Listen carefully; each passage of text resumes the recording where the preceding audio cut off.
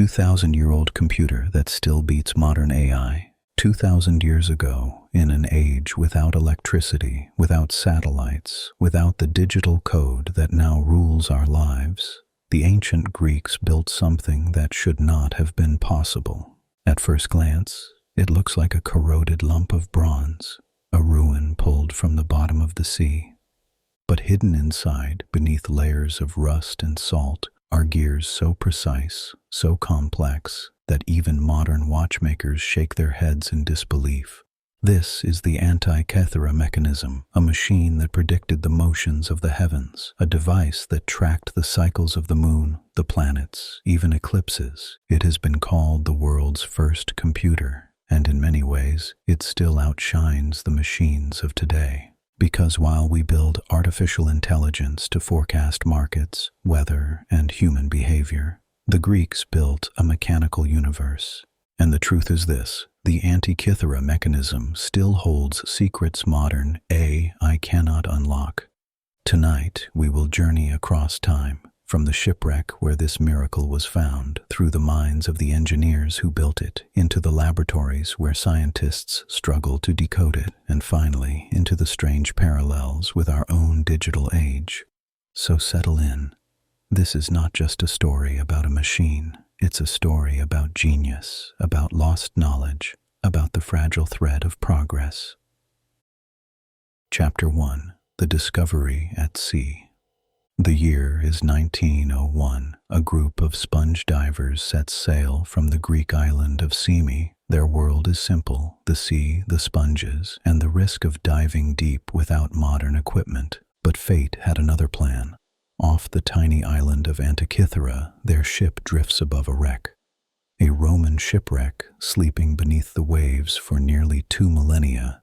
The divers descend, lungs burning, eyes wide. And what they see is no ordinary wreck. Marble statues litter the seafloor. Bronze treasures glint in the filtered light. Amphorae, coins, the broken wealth of an empire lost to the waves. The treasures are hauled up, celebrated, admired. But among them, one object is ignored. A small, corroded block of bronze and wood. It is ugly, misshapen, useless. It sits in the National Archaeological Museum of Athens, gathering dust. For decades, no one understands what it is, but time has a way of peeling back secrets. In 1951, a British physicist named Derek de Solla Price takes a closer look. With the help of X-rays, he peers inside the lump of bronze, and what he finds changes everything. Inside are gears, not one, not two, but dozens of interlocking gears. Precision-cut teeth aligned with impossible accuracy for an age we call ancient. Price is stunned. He calls it like finding a jet engine in the tomb of Tutankhamun. The object is no longer a lump of bronze. It is a machine from a forgotten world. As the fragments of the mechanism were studied, scholars began to ask questions. How could such technology exist in Greece around 100 BC? The Romans had ships, the Egyptians had pyramids, but precision gearing. This was supposed to belong to the Renaissance, not the ancient world. Some dismissed it as an anomaly, a fluke, perhaps even a forgery, but the evidence was stubborn. Metallurgical tests proved it was real. The corrosion matched centuries underwater, and the gears told their own story. They weren't crude, they weren't guessed at.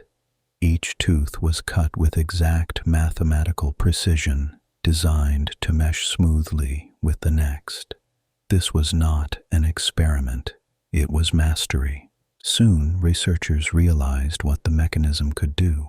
When the main crank was turned, a series of gears rotated dials. Those dials pointed to dates, eclipses, and the positions of planets in the sky.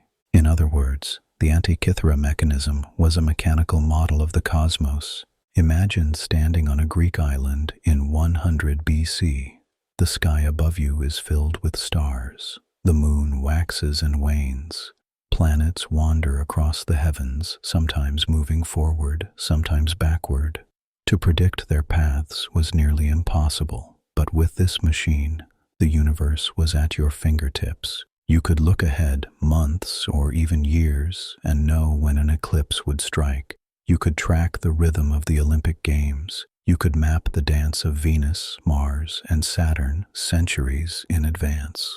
The idea that such knowledge existed, not in books, not in scrolls, but in bronze gears, was astonishing. And yet, here it was. But here's the mystery. Why only one? Why did the ancient world not overflow with such devices? Why was the Antikythera mechanism found on a shipwreck, broken, lost, forgotten? Some say it was a one-of-a-kind prototype built by a lone genius. Others suggest a hidden tradition of engineering, a secret knowledge passed between philosophers and craftsmen, a knowledge that somehow vanished. And perhaps that is the most unsettling thought of all, because history, we like to believe, moves forward. We tell ourselves that progress is inevitable, that each generation builds upon the last. But the Antikythera mechanism whispers a darker truth. Sometimes we forget. Sometimes brilliance disappears. Sometimes the future slips through our fingers and sinks to the bottom of the sea. Chapter 2. Inside the Machine. To truly understand the Antikythera mechanism, we need to step inside its gears. At its heart, the mechanism contained at least 30 bronze wheels, each with precision-cut teeth. Some researchers believe there may have been more, now lost to corrosion and time. Each gear was not random. They were ratios that encoded the rhythms of the heavens. For example, the Metonic cycle, a period of 19 years after which the phases of the moon repeat on the same days of the year. This cycle was built into the gears. Another was the Saros cycle, 223 lunar months, the key to predicting eclipses. Turn the crank and the dial would slide forward, pointing to the date of the next eclipse, centuries into the future. Even more astonishing, the mechanism accounted for the moon's irregular orbit. The Greeks knew the moon sped up and slowed down as it circled Earth. And so, one of the gears had an off-center axle, creating a mechanical wobble that mimicked this celestial truth. This wasn't just engineering, this was astronomy encoded in metal. Imagine holding such a device. A box no larger than a shoebox, with dials and inscriptions. You turn the handle, and the past and future of the skies unfold. For the ancients, this was nothing short of magic. But let's not forget, this was not a toy. This was a tool of power. To predict an eclipse was to command fear and reverence. To align festivals with the stars was to control the rhythms of society. Knowledge was never neutral. It was influence, authority, sometimes even survival. And so, the Antikythera mechanism was not just a marvel of science, it was a weapon of knowledge. Who built it? We may never know. Some attribute it to Hipparchus, the great Greek astronomer. Others whisper the name of Archimedes. Whoever it was, they belonged to a lineage of minds who saw the cosmos not as chaos, but as pattern, not as divine whim, but as law. Chapter 3. Lost Knowledge and Ancient Engineers. If the Antikythera mechanism was real, and all the evidence says it was, then we must face a troubling question. Where did this knowledge come from? And more importantly, where did it go? In our textbooks, history moves in straight lines. The Greeks discover philosophy, the Romans build roads, the Renaissance gives us art and science, the Enlightenment gives us reason. Then comes the Industrial Revolution, followed by the digital age, a staircase of progress, each step higher than the last. But the Antikythera mechanism cracks that staircase in half, because if a device this advanced existed in 100 BC, then who else knew of it? Was this a lone miracle, or a shadow of a forgotten tradition? Some scholars point to the great library of Alexandria, a vast treasury of scrolls, thousands upon thousands of manuscripts, lost texts of astronomy, engineering, mechanics. What secrets lay hidden there before it burned? Did it hold diagrams of machines like this one? Did knowledge of gears, ratios, and celestial cycles vanish in the flames? Others believe the knowledge was too specialized, locked away in the hands of a few. Perhaps only philosophers and craftsmen of the highest order had access to such ideas. When they died, so did the secrets, and there is another possibility, one that is even more unsettling. Perhaps the ancients built machines more complex than we imagine. Perhaps the Antikythera mechanism is not an outlier, but a survivor, a single artifact from a lineage of devices that once ticked and turned across the Mediterranean world. If so, then we must admit something humbling, that civilization does not always advance. It forgets, it stumbles, it loses what it once knew. Consider this. After the Antikythera mechanism, there is no evidence of precision gearing of this kind for over 1,000 years. Only in the medieval Islamic world do we begin to see astronomical clocks that rival it. Only in the Renaissance do we see the rebirth of such mechanisms in Europe. That gap, a silence of centuries, is perhaps the loudest sound of all. It means that progress is fragile, that genius can be buried under war, under fire, under neglect, and it means that the brilliance of an age does not guarantee the brilliance of the next. Think about that as we marvel at our own technology today. We assume our computers, our satellites, our algorithms will always move forward. But history whispers, what is built can also be lost. The Antikythera mechanism is proof not just of human genius, but of human forgetfulness. Asterisk. Chapter 4. The modern struggle to decode it. When the Antikythera mechanism was first pulled from the sea, it was little more than a corroded puzzle. Bronze turned to stone, gears fused into lumps. For decades, it sat misunderstood. Even when X-rays revealed the gears within, the mystery only deepened. What did the inscriptions mean? How were the gears arranged? What was missing? Scientists began to piece it together like detectives reconstructing a shattered crime scene. One gear suggested lunar cycles, another hinted at planetary motion, but the fragments were incomplete, like a book with half its pages torn out. In 2005, the mystery took a leap forward. Using advanced imaging techniques, CT scans, and surface photography, an international team known as the Antikythera Mechanism Research Project revealed details invisible to the naked eye. Faint inscriptions emerged, hidden for millennia. Letters etched by hand, instructions left behind by its makers. The text spoke of cycles, eclipses, the movements of Venus and Saturn. It confirmed what many suspected. This was no mere calendar, it was a cosmological machine. But even with modern tools, the work is not done. To this day, scholars argue over its full design. Some believe it had more gears than we've recovered. Some suggest it modeled all 5 known planets of antiquity. Others see it as part of a broader tradition, now lost to history. And here lies the irony. We, with supercomputers and artificial intelligence, still struggle to decode what the Greeks once built by hand. Think about that. We write algorithms to simulate galaxies. We send probes to the edge of the solar system. And yet, when confronted with a corroded box from the bottom of the Aegean Sea, we find ourselves baffled. The Antikythera mechanism humbles us. It reminds us that progress is not just about what we can build, but what we can understand, and perhaps what we can never fully recover. Asterisk. Chapter 5. Parallels with AI and modern computing. We call the Antikythera mechanism the world's first computer, but what does that really mean?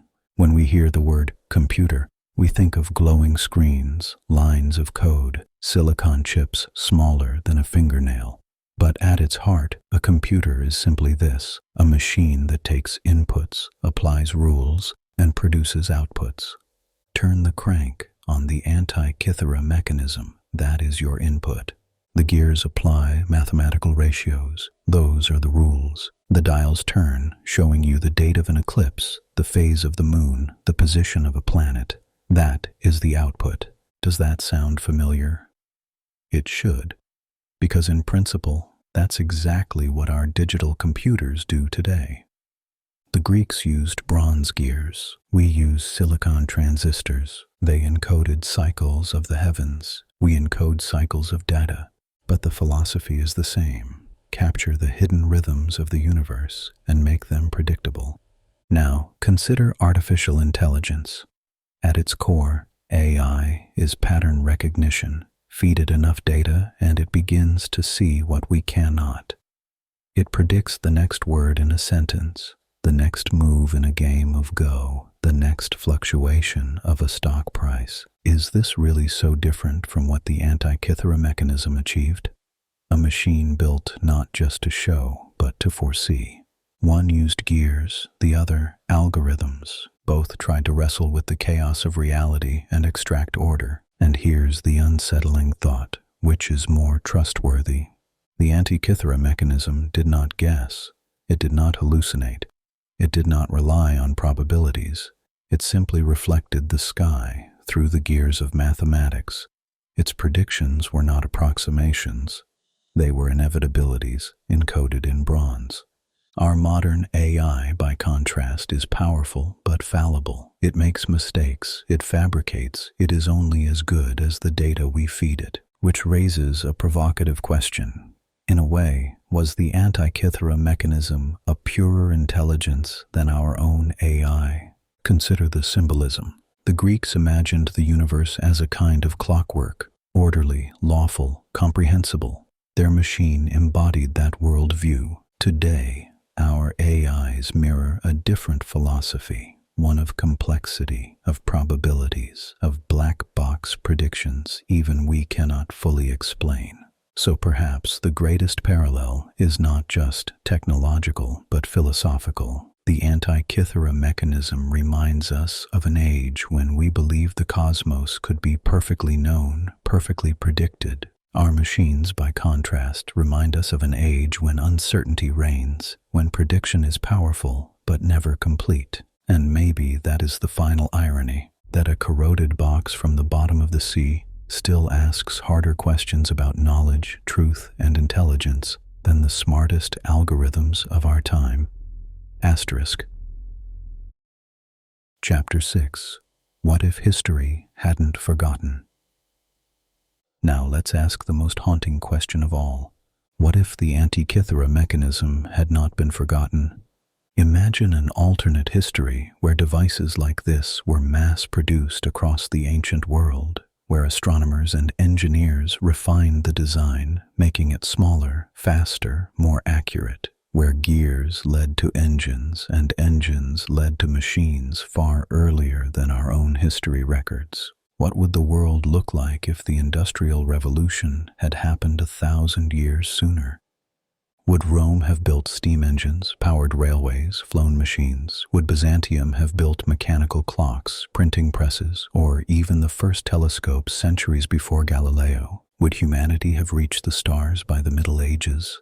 Or would greater power only have brought greater collapse? After all, knowledge is not always progress. Technology amplifies both wisdom and folly. A civilization armed with machines, but not ready for them, may only accelerate its own destruction. Perhaps the Antikythera Mechanism was a glimpse, a brief spark of what could be, a spark that came too soon in a world not yet prepared to handle it, and maybe that is why it vanished.